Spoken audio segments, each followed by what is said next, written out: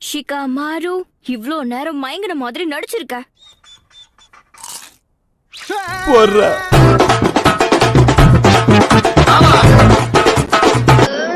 நான் தண்ணிக்குள்ள இருந்து அட்டாக் பண்ண போறேன். Come on.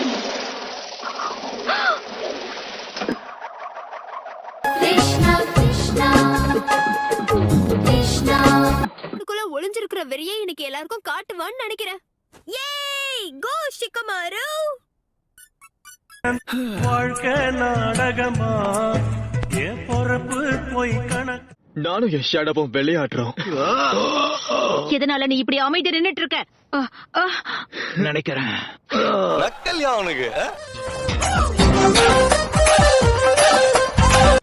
ஆமா, நடக்க வேண்டியது நடக்கட்டும்.